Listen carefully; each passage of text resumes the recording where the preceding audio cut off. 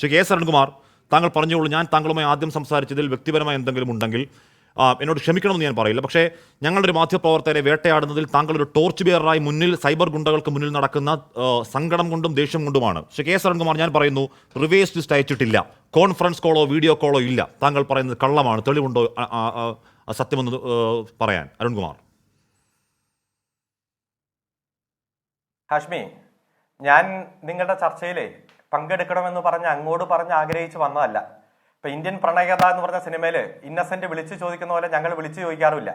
പാർട്ടിയുടെ സംസ്ഥാന കേന്ദ്രത്തിലേക്ക് നിങ്ങളുടെ ഉത്തരവാദിത്തപ്പെട്ട ആള് 5-6 തവണ എങ്കിലും വിളിച്ചു ചോദിച്ച് നെഞ്ചിൽ കൈവച്ചാലും പറയുമോ വിളിച്ചു ചോദിച്ചിട്ടില്ല പറഞ്ഞതിന്റെ ഭാഗമായിട്ടാണ് ചർച്ചയിൽ പങ്കെടുക്കുന്നത്. പറഞ്ഞോളൂ. താങ്കൾ ഇടപെടുകയാണെങ്കിൽ ഞാൻ ചർച്ചയിൽ തുടരുന്നില്ല. രണ്ടുപേരും സംസാരിച്ചപ്പോഴും 25 മിനിറ്റ് ഞാൻ മിണ്ടാതിരുന്നതാണ്. മര്യാദ വേണം, മര്യാദ, സാമാന്യ മര്യാദ, ജനാധിപത്യ മര്യാദ കാണിക്കണം. ചില ഓർമ്മകൾ മനസ്സിൽ വന്നുകൊണ്ട് ഞാൻ ഇടപെട്ട് പോയാണ്. ക്ഷമിക്കും, താങ്കൾ പറഞ്ഞ് പൂർത്തിയാക്കുക. AKG സെന്ററിലേക്ക് നിങ്ങൾ ഈ ചാനൽ ചർച്ചയ്ക്ക് ഒരു പ്രതിനിധിയെ വേണമെന്ന് ആവശ്യപ്പെട്ട് അസൈൻ ചെയ്ത് വന്നതാണ് ഞാൻ. പക്ഷെ ഇന്ന് ഇൻട്രോ മുതൽ താങ്കൾ ഉപയോഗിച്ചുകൊണ്ടിരുന്ന വാക്കും വാചകവും വ്യക്തിപരമായിട്ടുള്ള അധിക്ഷേപവും ഒരു ജനാധിപത്യ മര്യാദ പോയിട്ട് മര്യാദയുടെ 7 അയലക്കത്ത് പോലും വന്നിട്ടില്ല. ഞാൻ അതിന്റെ പ്രതിഷേധം രേഖപ്പെടുത്തുകയാണ്. ഞാൻ എന്റെ പാർട്ടിയെ പ്രതിനിധീകരിച്ചുകൊണ്ട് വന്നിരിക്കുന്നത് ഞാൻ ചർച്ചയിൽ നിന്ന് ഇറങ്ങി പോകുന്നില്ല. ഞാൻ പറയട്ടെ എന്റെ പോളിസി അതാ, give respect and take respect എന്നും പറയുന്ന ആൾ തന്നെയാണ് ഞാൻ. ഏറ്റവും സൗമ്യമായി തന്നെ ചർച്ചയിൽ പരമാവധി പങ്കെടുക്കാൻ ആഗ്രഹിക്കുന്ന ആളാണ്.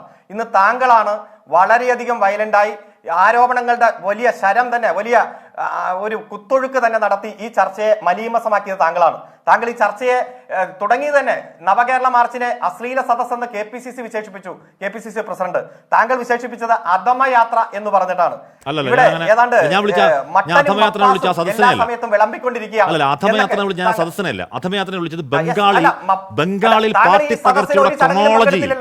ബംഗാളിൽ രണ്ടിടത്ത് പാനൂരും പങ്കെടുത്തു, മട്ടന്നൂരും പങ്കെടുത്തു. പാനൂരും മട്ടന്നൂരും പോട്ടെ, ഞാൻ പങ്കെടുത്താണ്. ശരൺകുമാർ ബംഗാളിൽ പാർട്ടി പരമനാശത്തിലേക്ക് പോയി അതേ ക്രൊണോളജിയിൽ പോകുന്ന യാത്രയാണ് അധമയാത്ര എന്ന് ഞാൻ പറഞ്ഞു. അല്ലാതെ നവകേരള യാത്ര അധമയാത്ര എന്ന് പറഞ്ഞില്ല, ധൂർത്തയാത്ര ആണെന്ന് പറഞ്ഞത്. ഇടപെടുന്ന എല്ലാ വേദിയിലും താങ്കൾക്ക് കിട്ടിയോ? ഞാൻ ആയിക്കോട്ടെ. അപ്പോ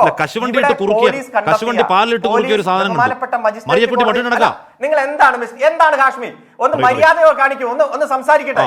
ഇങ്ങനെ ഒരു ഇടപെടലുണ്ടോ? നമ്മൾ എത്രയോ ചർച്ചകളിൽ ഇരുന്നുണ്ട്. ഇത്രയും നിലവാരമില്ലാത്ത തരത്തിലേക്ക് താങ്കൾ തരം താണെങ്കിലും എനിക്ക് അത്രയും തരം താഴാൻ പറ്റില്ല. അതായത് മജിസ്ട്രേറ്റ് കോടതിയിൽ പോലീസ് ഹാജരാക്കിയ രേഖകളുടെ അടിസ്ഥാനത്തിലല്ലാതെ ഒരു കാര്യവും ഞാൻ പറഞ്ഞിട്ടില്ല. ഒരു കാര്യവും ഞാൻ എന്റെ ഫേസ്ബുക്ക് പോസ്റ്റിൽ പോസ്റ്റ് ചെയ്തിട്ടില്ല. ഇന്നലെ നിങ്ങളുടെ 8 മണി ചർച്ചയിൽ ഞാൻ 8:30 മുതൽ പങ്കെടുത്തതാണ്. ആ സമയത്ത് KSUവിന്റെ നേതാവായി ഈ ചർച്ചയിൽ പങ്കെടുത്ത 1-ാം പ്രതി പറഞ്ഞത് ഒരൊറ്റ കോള് പോലും ഇല്ല, ധൈര്യമുണ്ടെങ്കിൽ അരുൺകുമാർ അത് ഹാജരാക്കൂ എന്നതാണ്. എന്നെ വെല്ലുവിളിച്ചു. താങ്കൾ കണിയാനാണോ? താങ്കൾ എങ്ങനെ ഗണിച്ചു പറയുകയാണ്? ഒരൊറ്റ കോള് പോലും നിങ്ങളുടെ ലേഖികയുമായിട്ട് വിളിച്ചിട്ടില്ല എന്നോ പറഞ്ഞത്. ഞാനത് കേട്ടുകൊണ്ടുപോയി മാളത്തിൽ ഒളിക്കണോ മിസ്റ്റർ ഹാഷ്മി? ഒറ്റ കോള് പോലും വിളിച്ചിട്ടില്ല എന്ന KSUവിന്റെ നേതാവ്, ഈ കേസിലെ 1-ാം പ്രതി മിസ്റ്റർ ബേസിൽ, പേര് ഞാൻ ഉപയോഗിക്കാറില്ല പക്ഷെ ഇപ്പൊ ഉപയോഗിക്കുകയാണ്, അദ്ദേഹം വെല്ലുവിളിച്ച വീഡിയോ നിങ്ങൾ തന്നെ ഇന്നലെ 8 മണി ചർച്ചയിൽ പ്രക്ഷേപണം ചെയ്തതാണ്. അങ്ങനെ എന്നെ വെല്ലുവിളിക്കുമ്പോൾ ആ കോൾ ഷീറ്റ് ഇല്ല എന്ന് പറഞ്ഞ് ഞാൻ പോകണമോ? സത്യസന്ധമായിട്ടുള്ള വിവരം പോസ്റ്റ് ചെയ്യുന്നതിന് ആരെയാണ് ഭയക്കേണ്ടത് കാശ്മീർ? മടിയിൽ കനമുള്ള ഒരു വഴിയിൽ പേടിച്ചാൽ മതി. സത്യസന്ധമായിട്ടുള്ള വിവരം പോസ്റ്റ് ചെയ്യുന്നതിന് ആരെയും മടിക്കേണ്ടതില്ല, ഭയപ്പെടേണ്ടതില്ല. ആ വിവരമാണ്. നിങ്ങൾക്കതിൽ പ്രതിഷേധമുണ്ടോ? നിങ്ങൾ വിളിച്ചിട്ടുണ്ടല്ലേ? നിങ്ങളുടെ കോളല്ലേ? നിങ്ങളുടെ ഫോൺ നമ്പർ അല്ലേ? നിങ്ങൾ വിളിച്ച ഡ്യൂറേഷൻ അല്ലേ? നിങ്ങൾക്ക് കോടതിയിൽ നേരിടാമല്ലോ. ഈ നിയമവ്യവസ്ഥയിൽ ഇതെല്ലാം ഉള്ളതല്ലേ? ഒരു സമൻസ് വന്നു അല്ലെങ്കിൽ ഒരു പ്രതിയാക്കപ്പെട്ടു എന്നതുകൊണ്ട് എല്ലാം അവസാനിക്കുന്നുണ്ടോ? ഇതെല്ലാം ചെയ്യാവുന്നതല്ലേ? അതിന് നിങ്ങൾ ആദ്യത്തെ 25 മിനിറ്റ് എന്തൊക്കെ ആരോപണങ്ങളാണ് നിങ്ങൾ ഉന്നയിച്ചത്? എന്തൊക്കെ കൊട്ടിഘോഷിക്കലാണ് നിങ്ങൾ നടത്തിയത്? ഇത്ര വൈകാരിക പ്രകടനം പാടുണ്ടോ? ഈ കേസുമായി ബന്ധപ്പെട്ടുകൊണ്ട് കോടതി പറഞ്ഞ കാര്യങ്ങൾ നമ്മുടെ മുന്നിലുണ്ട്. സമൻസ് കിട്ടുമ്പോൾ പോലീസ് പറയുന്നു അത് ഉണ്ട്. അവസാനിപ്പിക്കട്ടെ. ഫോണിലേക്ക് വരുന്ന തെറി കാണണോ അരുണേ? ഒരു വനിതാ റിപ്പോർട്ടറുടെ ഫോണിലേക്ക് നിങ്ങളുടെ സൈബർ ഗുണ്ടകൾ അയക്കുന്ന തെറി താങ്കൾക്ക് കാണണോ? പുളിച്ച തെറി താങ്കൾക്ക് കാണണോ സേരുണേ? അത് പ്രേക്ഷകർക്ക് മുന്നിൽ കാണിക്കാനുള്ള പാർലമെന്ററി അല്ലാത്തതുകൊണ്ട് കാണിക്കാത്തതാണ്. പുളിച്ച തെറി അരുൺ. താങ്കൾ എന്റെ വാക്കിനെ പഴിക്കുകയാണ്. ചില വാക്കൊക്കെ താങ്കൾ കേട്ടാണല്ലോ, വാക്കുകൾ കേട്ടാൽ 7 കൊണ്ട് കുടിക്കണം അതിന്റെ നാറ്റം മാറാൻ. അരുൺ, ഞാൻ പറയണേക്ക് ഹാഷ്മി, ഒരു മിനിറ്റ്. ഈ മാധ്യമ പ്രവർത്തകയെ എനിക്കും വ്യക്തിപരമായി പരിചയമുള്ള ആളാണ്, എറണാകുളംകാരനാണല്ലോ. ഈ മാധ്യമ പ്രവർത്തകയുടെ പേര് ഒരു ഘട്ടത്തിൽ ഞാൻ ഉപയോഗിച്ചിട്ടില്ല, ഏത് വ്യക്തിയെന്ന് ഉപയോഗിച്ചിട്ടില്ല. ഇത് എല്ലാം ഇന്നലെ നിങ്ങളുടെ ചാനൽ തന്നെയാണ് പേര് വെച്ച് പുറത്തുവിട്ടത്. നിങ്ങളുടെ ഏറ്റവും പ്രധാനപ്പെട്ട ചാനലിന്റെ ഉടമ തന്നെയാണ് വളരെ വൈകാരികമായി ഇത് പ്രതികരിക്കുന്ന സാഹചര്യം ഉണ്ടായത്. കേസിനെ കേസായിട്ട് നേരിടുന്നേ, അന്വേഷണത്തെ കേസിനെ കേസായിട്ട് നേരിടും, ഒരു സംശയ കാര്യത്തിലില്ല. ഞങ്ങൾ കോടതിയിലേക്ക് പോകാൻ പോകുന്നു. കോടതി വരാന്തയിൽ ഇത് 8 നിലയിൽ ഒരു പൂക്കുറ്റി പോലെ പൊട്ടിച്ചീറ്റാനും പോകുന്നു ആരും. പക്ഷെ പ്രശ്നം എന്താണെന്നറിയോ? നിങ്ങൾ ഇവിടെ ഒരു വാർത്ത റിപ്പോർട്ട് ചെയ്ത മാധ്യമപ്രവർത്തകരെ കേസെടുക്കുകയും നിങ്ങൾ ഇവിടെ മാധ്യമ വേട്ട നടത്തുകയും മാധ്യമങ്ങളെ ഡിസ്ക്രെഡിറ്റ് ചെയ്യുകയും ചെയ്തിട്ട് കേന്ദ്രത്തിലേക്ക് നോക്കി അങ്ങോട്ടേക്ക് നോക്കുന്നു. അവിടെ മാധ്യമ വേട്ട, അവിടെ ന്യൂസ് ക്ലിക്കിൽ മണ്ണാങ്കട്ട, അവിടെ ന്യൂസ് ക്ലിക്കിൽ എന്തോ സംഭവിക്കുന്നു, അയ്യോ മാധ്യമ വേട്ട, മാധ്യമ സ്വാതന്ത്ര്യത്തിന്റെ ഇൻഡെക്സ് കുത്തനെ ഇടിയുന്നേ എന്ന് നിങ്ങൾ ഇരവാദം മുഴക്കരുത്. നിങ്ങൾ പറ, ഞങ്ങളുടെ ഉന്നം മാധ്യമ വേട്ടയാണ്, ഞങ്ങൾ ഇനിയും വേട്ടയാടും, മാധ്യമങ്ങളെ നിങ്ങളെ എപ്പോഴും ജയിലിൽ അടയ്ക്കും, മര്യാദക്ക് നിന്ന് നിങ്ങൾ പറ. അങ്ങനെ മര്യാദയോടെ ചെയ്തിട്ട് ചെയ്യുന്നേ, അല്ലാതെ രണ്ടും കൂടെ പറയല്ലേ. കേസ് നമ്മൾ കോടതി നോക്കിക്കോളാം. ഇവിടെ സമാധാനപരമായിട്ടുള്ള സമരം റിപ്പോർട്ട് ചെയ്യുന്നതിനോ അല്ല, നിങ്ങൾ ഇടപെടലേ, നിങ്ങൾ ചോദ്യം ചോദിച്ചല്ലോ, ഇനി ഞാൻ ഉത്തരം പറയട്ടെ. സമാധാനപരമായിട്ടുള്ള സമരം അല്ലെങ്കിൽ വൈകാരികമായിട്ടുള്ള സമരം റിപ്പോർട്ട് ചെയ്യുന്നതിനോ മാധ്യമ പ്രവർത്തകരുടെ ഇമ്മ്യൂണിറ്റിയെയോ വിശേഷാധികാരത്തെയോ ആദ്യം ചോദ്യം ചെയ്യുന്നില്ല. ഇവിടെ സാധാരണക്കാർക്ക് ഉള്ളതിൽ കൂടുതൽ പ്രത്യേകമായിട്ടുള്ള ഇമ്മ്യൂണിറ്റി നിങ്ങൾക്കില്ല. 4ാം തൂണ്, നമ്മുടെ ഭരണഘടനയിൽ 4ാം തൂണ് എന്നെല്ലാം വിശേഷിപ്പിക്കും. പക്ഷെ ഇതുവരെ കണ്ടിട്ടില്ലാത്ത ഒരു സമരമാണ്. കരിങ്കൊടി കാണിക്കുന്ന സമരത്തിന് കോൾ ചെയ്തു, ഇൻഫർമേഷൻ തന്നു, ഇന്ന സ്ഥലത്ത് പറഞ്ഞു എന്നതാണ് സമരമല്ലല്ലോ.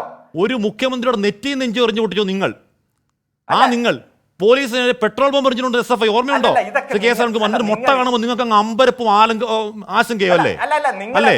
ഒരു മുഖ്യമന്ത്രിയുടെ നെറ്റി എറിഞ്ഞ് പൊട്ടിച്ചാണ് നിങ്ങൾക്ക് ഒരു കീറഷു കാണുമ്പോൾ അങ്ങ് അമ്പരപ്പല്ലേ, അങ്ങ് കൊല്ലാൻ വരുന്ന എന്ന ഭീതിയല്ലേ അരുൺകുമാർ?